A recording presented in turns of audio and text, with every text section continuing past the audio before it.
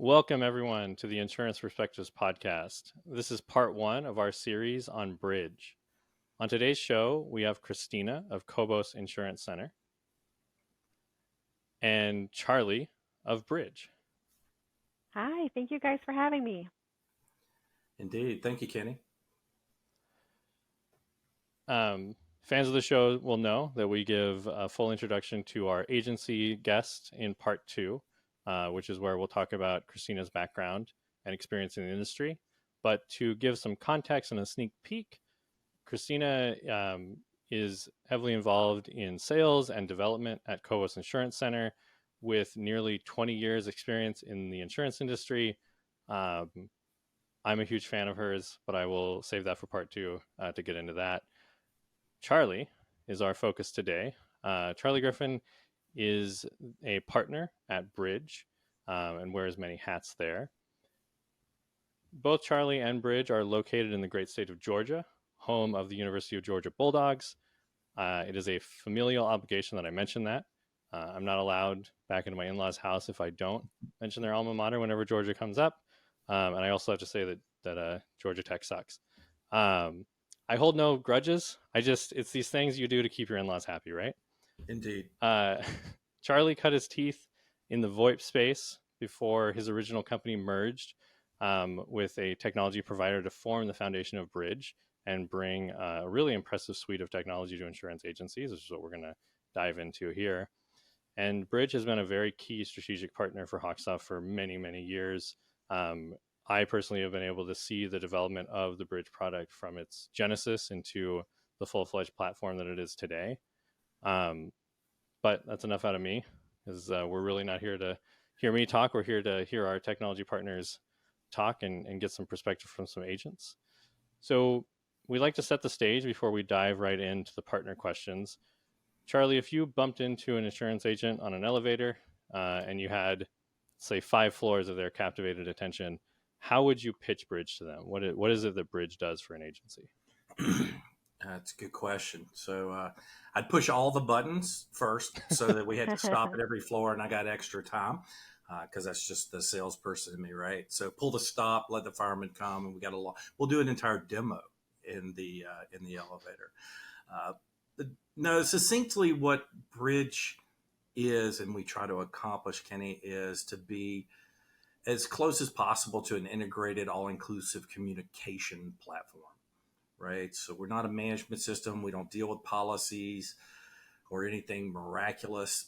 You know, it's the drudgery things of life like telephony and e-signatures and contacts that are spread all over multiple vendors that we try to bring back into one platform so that life for the agent is quicker, faster, and simpler, and workflows are more effective. Fantastic.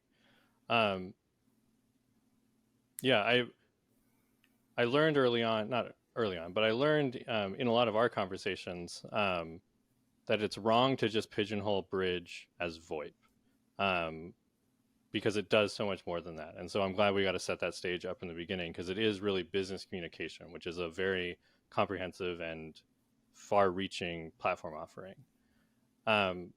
Going even higher level, we at HawkSoft, we really believe that a company or an agency's story is really key to getting people to be able to relate to them and invest in them and see themselves in that story.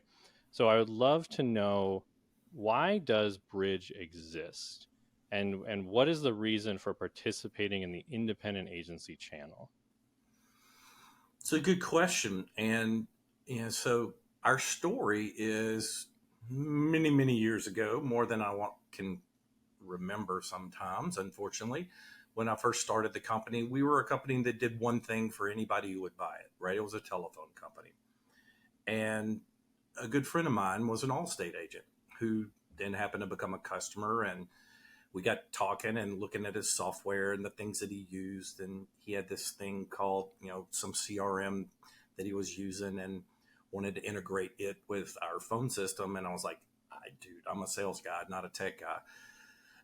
But it was interesting the way that worked. And so we got involved with Allstate, and we're one of about only 2 companies that were integrated with their platform. And so we learned captive version of insurance. And so through that story, obviously we met independent agents along the way and brought them in as customers. And the difference between those two was so remarkable, right? So not saying anything's wrong with the captive channel, right? It's a great channel. They do what they do, but it's not like what we were, right? We were a small business. The independent agents that we had as customers, they were just like us, right? They were out there scrapping, making their own way. They didn't have Big Blue making marketing, TV commercials for them. They were learning and figuring out. They were entrepreneurs, right? Just like I was, and with my partners doing our business. And so there was this one-to-one alignment, right? With, we're doing different things, but we're going the same direction. The same challenges were there. And, I succinctly say they're real business owners versus a franchise owner, typically like a kind of the captive. And so we just connected. And so that then the independent space, we ditched all our captive customers and went whole hog into the independent space because our stories were the same, right? The independent story is, I'm your broker.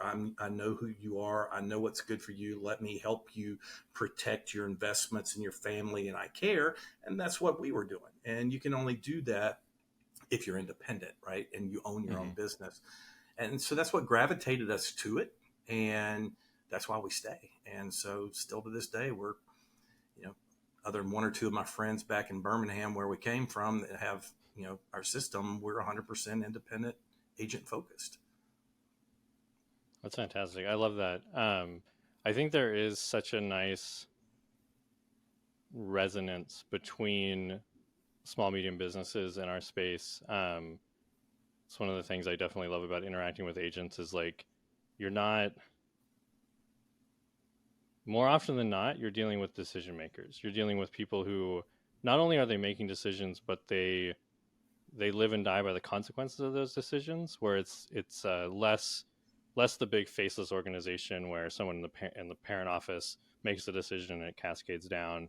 It's more of like, okay, we need to talk together, figure this out, work through this, and the scales match up and all that. I appreciate that so much. Same. Charlie, honestly, that is exactly why we wanted to work with you guys. Having someone that understood where we were, where we came from, and where we're going. And who had the same values. When you said entrepreneur, that's really what brought us to Bridge also, that you were constantly growing and you were the face of your company. You are the company, similar to myself here in the community. Thank you, Christina. We want to start diving into the technology side of this. And I want to ask you, if you had to pick one aspect of Bridge, feature, a workflow, something you do in a particular way, if you had to pick one aspect of Bridge that draws in and keeps customers, what would that be? Simple. Me. No, I kid. It's not me, but what draws people in and what keeps customers is kind of, I'll kind of riff off of what we've already said. It's not the product. I love our product. It does a great thing, and Christina loves it. But at the end of the day, it's just a product. And what separates us from, the big box stores is what separates our customers from the big box stores in their space. You're only a phone call away from an owner, a partner with our company. And I think that is what really sticks with people with our story, right? It's that boutique experience, if you will, of sure, we have customer service, and HawkSoft, you guys are like this too, right? You've got people that have a job to do, but both of you, Kenny and Christina, if the rubber met the road and a customer needed to talk to you to be happy, they can talk to you. And that doesn't happen very often in our space, especially in technology, with the larger companies, the big behemoths. That, I think, is the overriding aspect, Kenny, of why people choose us and then stay with us, is that relentless pursuit of customer satisfaction, all the way up to nobody's too good to answer a phone or a live chat in my company, right?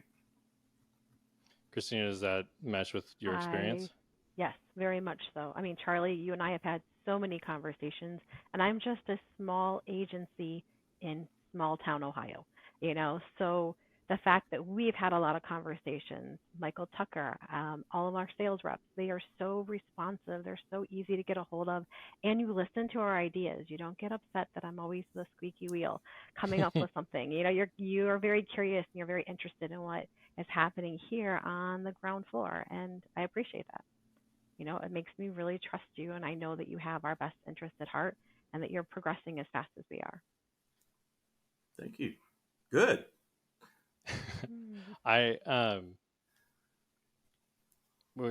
Bridge and HawkSoft work very closely together. We have a lot of people throughout both of our companies know each other very well. And I can tell you from inside HawkSoft as well, we have that similar feeling where it's like, oh, if we have this thing, we know who we can talk to. We know the proper channel and we use that. But then we also know like, oh, hey, if I need to talk to Charlie, I can get to Charlie. If I need to talk to so-and-so, Ben, or what have you, like we can talk to them and they're accessible and they're great collaborators and very solution oriented people. So yeah, that definitely rings true on all sides of the relationship. And that's, let's face it, in today's world, the society that we're in with cell phones and disconnected relationships, that's just a gap. Personally, I still like to try to fill with people is going, I want to be as close as, seeing you in the grocery store and going to church together, like the old days as we can, in a digital world where I'll never physically be in Christina's office. But let's get as close as we can to that old handshake agreement and, relational responsibility to each other, both directions. Yeah. So, yeah, absolutely. Glad you said that. Yeah. I love that. This industry is about relationships. And so I think that we have to live that as much as we talk about it. So I couldn't agree more with your guys' perspective. I want to shift slightly. And this is always sometimes I think about moving this question around because it always, it's a hard pivot in the middle of our conversation, but, for HawkSoft's audience, for the agents that trust us with their data ownership is like a really important conversation. Having informed consent around data ownership and data governance is something that really resonates with our audience. And I like to ask all of our partners how they approach data ownership. So Charlie, how does Bridge approach data ownership with regards to your customers? So we don't own any data. We're a platform that produces output from input, and the input from wherever it may be is the customers who put it there. So our stance is we don't own data, right? So what someone puts in, they can get out, right? So we give lots of ways that customers can get their data out in real time. But if there's ever a bulk need, we occasionally, somebody needs a bulk export of some data for whatever reason.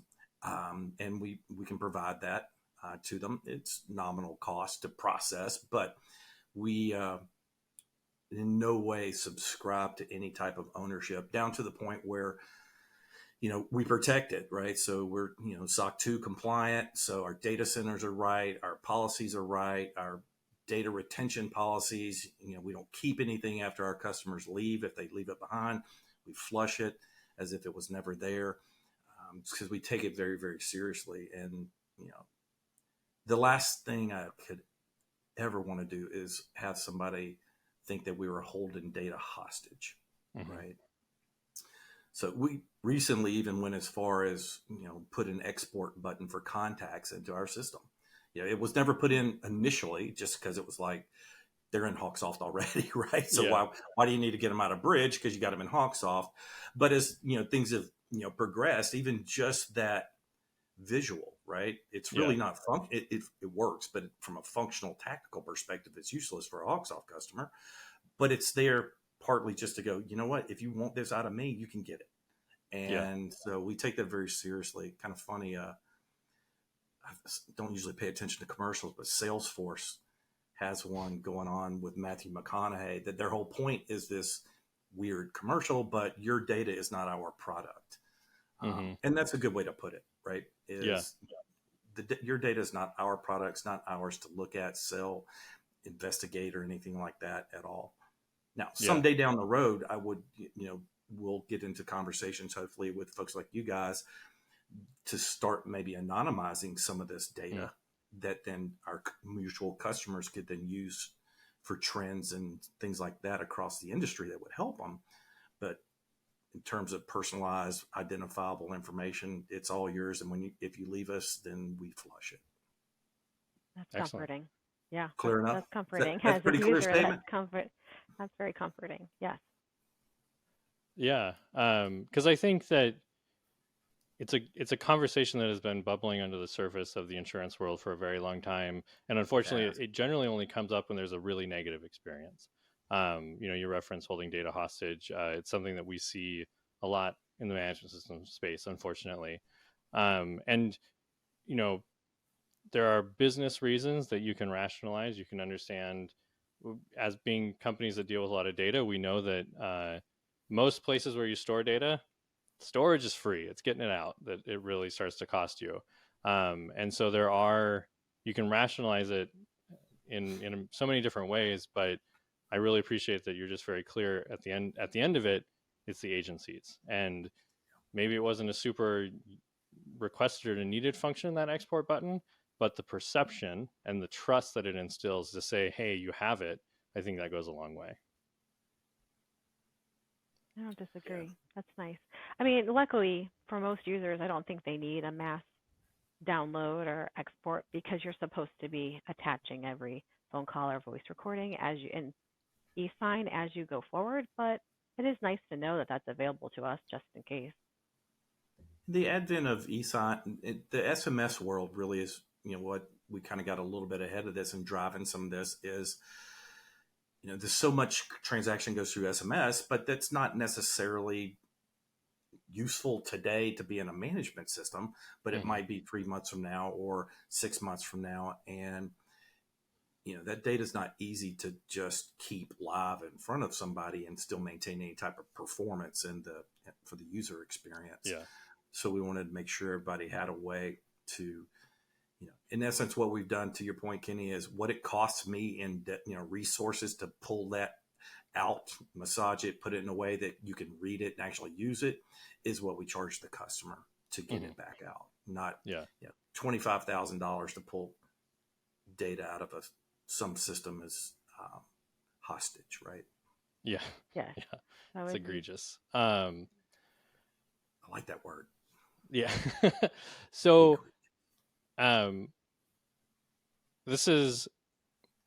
we have two last questions, and they're a pair.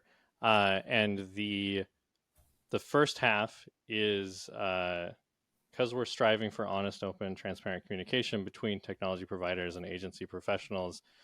This is, Charlie, your opportunity to maybe to vent some frustrated perspective on the independent insurance world. We will give Christina an equal opportunity in part 2. And we already know that Christina loves Bridge, so it's not so much of a risky conversation, though I do definitely want to stoke the embers and encourage dialogue here. So, Charlie, what is the hardest part of working with insurance agencies? Making sure they're technology ready for what they buy. So there's this idea, I guess, that pervades a lot of people that you buy software, install said software, and money starts falling out of the roof without putting energy into the software, and that it will glitch from time to time, right? So, and I don't blame the agents for that. There's a few of that I can, but I won't. But it's the message that the world is, InsurTech world is given right now, is that tech solves all problems and it's easy to do, right? Set it, forget it, push the button, and you rain stuff out. And any of us who've been around and used technology for any length of time know that no, you can't, no matter how much you pay, you cannot buy any software that you don't have to invest energy to set it up, to train people internally, to make workflows around it, and to manage it throughout its life cycle to keep it doing what it's supposed to do. So that's the thing I think we run into the most, is that idea that software is magic, right? Whatever ails your agency, Miss Bernard, this software will fix it. Well, right, not so much. I'll even take that a step further. I think a lot of agents, because a lot of people call me, I actually get a lot of calls about VoIP and Bridge and just technology in general, because I try to be very vocal that, we're an older agency that is trying to constantly learn new tricks. I think a lot of agencies missed the investment that it takes. You can't use a $10 headset. They're $150 to $300 a pop. You can't have low-grade internet. You're going to have to invest into the better product, the fiber. You need those good computers, that software, that RAM, to let these operations work. It isn't magic. Like, you have to put a little bit of effort on your side also. Even with the quality of the microphones, if you're going to do podcasts, you've got to buy the extra equipment. You need the ring lights, and a lot of people don't want to do that portion. They are putting that back on you, and I think that's a little unfair sometimes. No, I Agree. love this. Yeah. I try not to get on my soapbox too often in this podcast. But one of the things that really gets me is that now I'm guilty of using this joke frequently about the rotisserie chicken, the set it and forget it. But I completely agree that it is one of the most disingenuous things that you can suggest about any product, that you'll just turn it on and it'll work. You still gotta brine that chicken. You gotta season that chicken. You gotta put it on the spit thing. You gotta plug it in right, set the timer. There's Sure. you said, an investment. There's elbow grease. There's time commitments. Sounds like we're all in agreement that that is one of those things. More often than not, this question pivots around back on the technology people being like, "Are we the bad guys?" I won't go that far, because we do help agencies, but I do think not at all. there's a penchant to put forward solutions as a cure-all, without also saying yeah, you can do this, but then we also need you to do X, Y, and Z, invest in your internet. When I worked product support for HawkSoft, one of the things that I would always ask to be how many people in the agency are streaming Spotify right now? Or how many have YouTube on in the background while they're working? That's going to impact your things. And so it's much more comprehensive and involved than just saying, I've purchased this product and I've turned it on. Well, plus, as soon as you learn something, a new feature comes out. You got to train all over again. You can't just sit still. Life's moving too fast. And technology is the fastest moving of all of the components in my agency. And that's exhausting. The kind of part B to that too, it's post 2020, is no fault of an agency owner, because they're not, is remote workers, right? And understanding the home network is not our network, right? It's not us, that your Comcast cable at your apartment and things like that. And that causes so much frustration, right? Because we didn't deal with that pre-2020, but occasionally. Now it's all over the place. And so folks like Christina, who used to only have to worry about her office, now have to deal with internet access and problems for 9 people in 9 different places. And, like an enterprise grade, business owner. And so that's brought a lot of challenges that I think both sides, the tech guys and, our customers, get friction over, right? Of going, I want to help, but I can't, and because we are good at what we do and we want to help, it lends to some frustration, I think, when we have to just say, you're in a bad area of internet and cell phone coverage and I can't do anything about it. And sometimes knowing those limitations makes for a better conversation, better partnership. Yeah, absolutely. I think having your eyes open Like it's always better. And having those honest conversations, just being like, this is what I need to accomplish. This is what I have. These are my resources that I have access to. Um, and Charlie, I really appreciate that point. I am someone who, when I switched to working from home, I was like, gotta up my internet plan, gotta I did invest in too. some better equipment, um, all those things, just to make to like, it's a nice benefit. It's a nice little perk about my work that I can work from home. But then there's also these things where I have to be prepared. It goes back to what Christina was saying about you have to invest in these things. Right. Yeah, same. I had to make those same investments at home because I like to work from home. That's because you have cute kids. Hmm. Um, so kind of the pair to that last question, the which I always call like the redemption arc. It's to end our conversation on a positive high note, even though that wasn't the most negative conversation. I'm really waiting for like one of our partners to come in and just be like, insurance agents are just mean or something like that. It's always some like well thought out, meaningful answer, and I just want someone to throw some mud every once in a while. I got to get somebody in I to mean, do that. if you want one for an outtake, I mean, I'd be No, happy to. you're good. You're good. Charlie's like, not me. I plead the fifth. But what I would love to know, Charlie, is what is the best part of working with insurance agencies? Come on, Charlie. Lay some sugar on me. What do you like There about us? you go.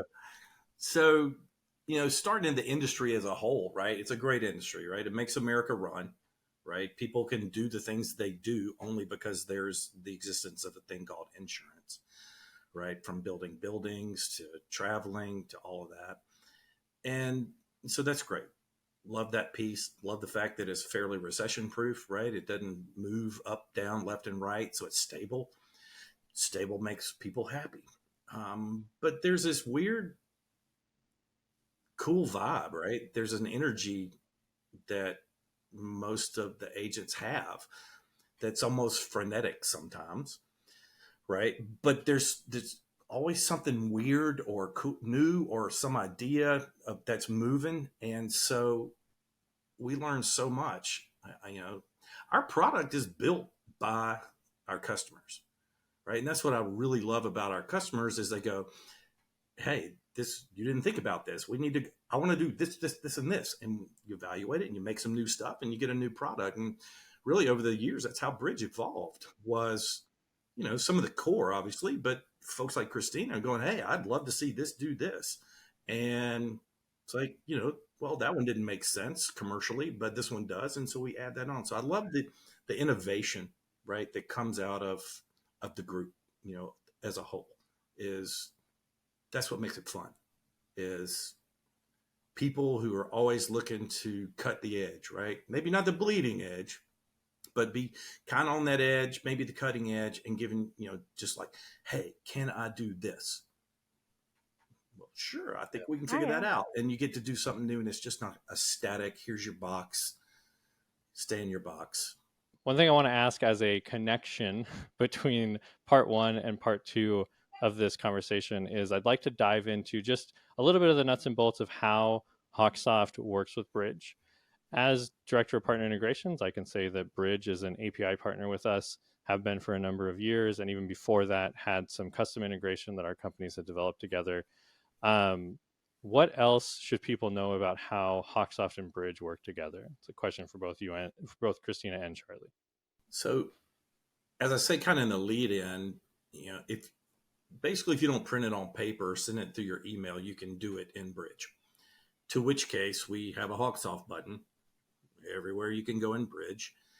That the intent is to utilize that mechanism to take data and format it in a way that can move it into HawkSoft relatively automatically, right? So, not hands free, but the complexities of getting text messages off a cell phone and when they're in Bridge are lessened by having a button that will format it for you and send it over to HawkSoft for you.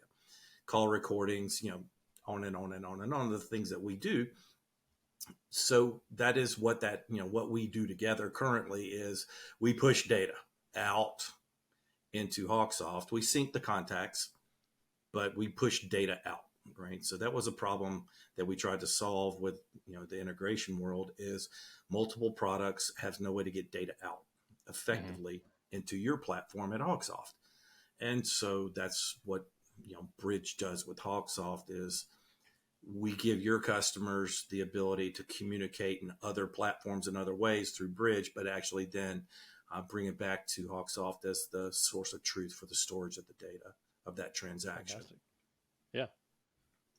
Excellent. And we will work towards it. You sent it out recently, with the new APIs and the new version of having, some abilities to expand that, right, into moving things both, bi-directionally, and maybe even picking up some different data points, to which we'll be looking at folks like you, Christina, to go, okay, what's out there that we can get, that they'll let us get, that we could bring into, Bridge and or move back and forth. So we're looking forward to, the horizon shortening really quickly, it looks like, to seeing some of that. So thank you, Charlie and Christina, for being on this part 1. Charlie and Christina will join us again in part 2. Thank you for watching today's episode. Click the video description below to learn more about our guests and to view the latest podcast episode, as well as other content from HawkSoft. We appreciate you watching and hope you join us next time on the Insurance Perspectives podcast. Thank you.